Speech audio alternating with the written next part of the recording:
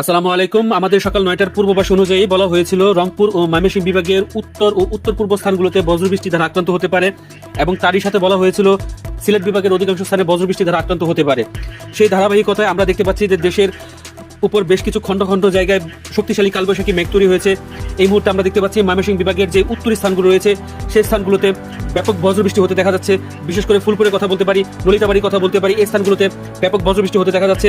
তাছাড়া এই মেঘগুলো ক্রমশই দক্ষিণ পূর্ব দিকে অগ্রসর হতে দেখা যাচ্ছে, যার কারণে পরবর্তীতে নেত্রকোনা, ময়মনসিংহ এবং তার যে আশেপাশের স্থানগুলো রয়েছে সেই স্থানগুলোকে প্রভাবিত করতে পারে। তাছাড়া এই মেঘগুলো আরো নতুন মেঘ সৃষ্টি করতে পারে, যার কারণে পরবর্তীতে কিশোরগঞ্জের উত্তরী অংশে কিন্তু প্রভাব বিস্তার করতে পারে এবং এই মেঘগুলো পরবর্তীতে সিলেট বিভাগের যে হবিগঞ্জ রয়েছে, মৌলভীবাজার রয়েছে, এই স্থানগুলোকে প্রভাবিত করতে পারে বলে ধারণা করা হচ্ছে। তাছাড়া আমরা যদি একটু অন্যদিকে লক্ষ্য রাখি তাহলে দেখতে পারবো যে রাজশাহী বিভাগের বর্ডার সংলগ্ন অঞ্চলে বেশ কিছু বজ্রমেঘ তৈরি হয়েছিল এবং ক্রমশই সেটা শক্তি বৃদ্ধি করে প্রথমে শিবগঞ্জ এবং চাঁপাইনবাবগঞ্জে প্রভাব বিস্তার করে এবং পরবর্তীতে এই মেঘগুলো ক্রমশই দক্ষিণ পূর্ব দিকে অগ্রসর হতে দেখা যাচ্ছে, যার কারণে এই মেঘগুলো বর্তমানে পশ্চিম বাংলার যে ভূখণ্ড রয়েছে সেই স্থানে আঘাত করছে এবং তারই ধারাবাহিকতা যদি বজায় রাখতে পারে তাহলে এই মেঘগুলো পরবর্তীতে খুলনা বিভাগের যে উত্তরী অংশ রয়েছে এবং রাজশাহী বিভাগের যে দক্ষিণ অংশ রয়েছে সেই স্থানগুলোকে প্রভাব বিস্তার করতে পারে। আমি যদি উল্লেখ করতে চাই তাহলে মেহেরপুরের কথা আমি বলতে পারি, চুয়াডাঙ্গার কথা বলতে পারি, এই স্থানগুলোকে প্রভাবিত করতে পারে। তবে সবকিছু নির্ভর করবে মেঘগুলো টিকে থাকার উপরে।